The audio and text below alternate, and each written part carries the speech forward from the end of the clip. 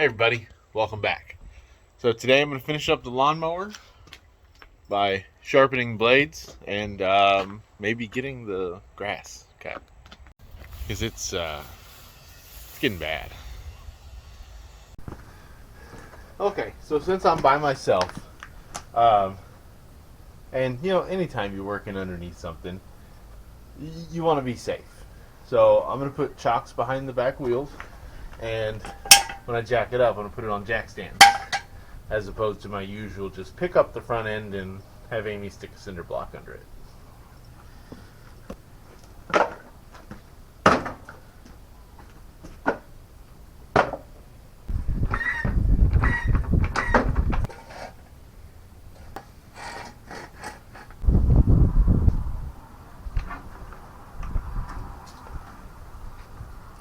Alright, it's on the jack stands now. And this only moves a little bit, not a lot. What I am going to do is go ahead and put the jack, just barely touch it with the jack, and leave the jack here because, safety second.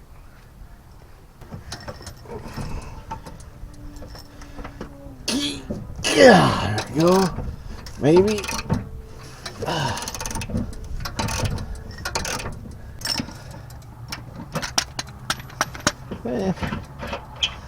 And she's off. Sweet. We'll put that back up there for a second just so I don't lose it.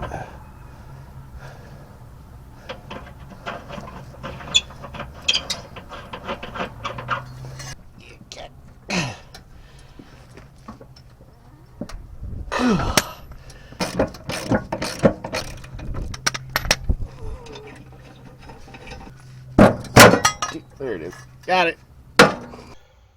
Okay, so these are the mulching blades. That's why the edge has the sharpened edge is up here and down here. I guess it's something to do with the way this is made. It makes the clipping stay in there longer and get cut up more. The non-mulching blade, I guess, would just have this section. It wouldn't have this big swoosh here and just have this section sharpened.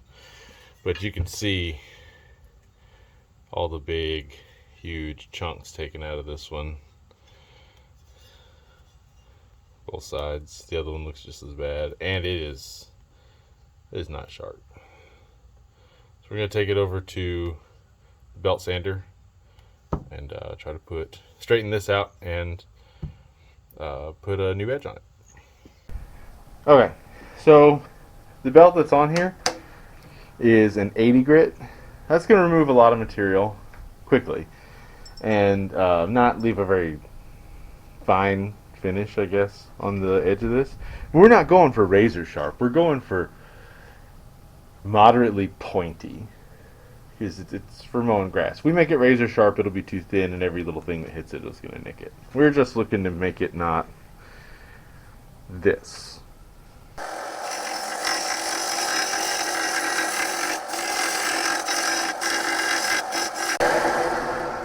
See, what I'm doing right now is I'm just going across and flattening it out, trying to grind through all those big chunks that are missing out of it, the big nicks. Then I'll come back and I'll put the bevel on it, because right now it's making it very, very blunt.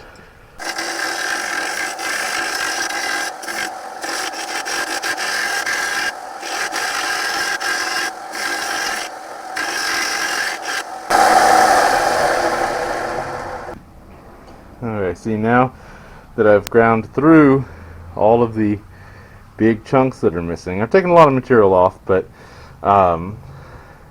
now I can just kind of follow what's left of this bevel to get the right angle on it, to get basically the angle that the factory put on it, and sharpen this side.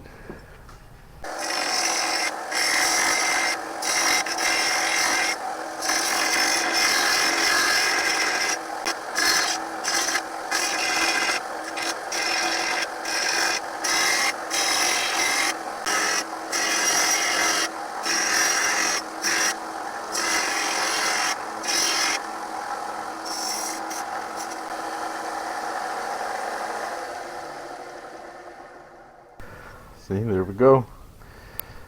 It's not the sharpest thing in the world, but it is pointy and flat-ish.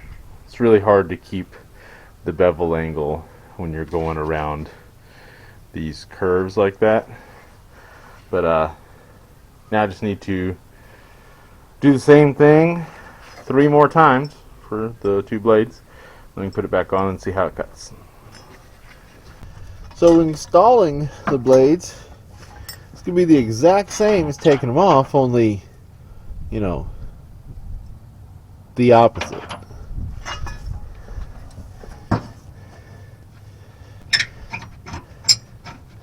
That's really hard to put these on the wrong way, because, you know, they're, as long as you put them on, like, the right way, the same way you took them off, facing the same way. What I'm saying is, put them back on the same. You get what I'm saying.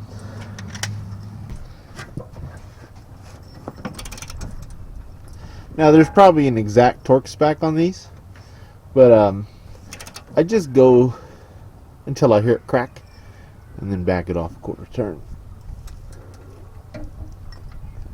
Click! Click! Alright, I think that'll about do it. Pretty much all I need to do to it, aside from maybe some cosmetic things like, you know, the rust on the deck or the fact that the seat's got cracks in it. But for now, that's all I'm going to do. So I'm going to go get on it for a couple of hours and try to get this yard under control. So thanks for watching. I'll see you on the next one.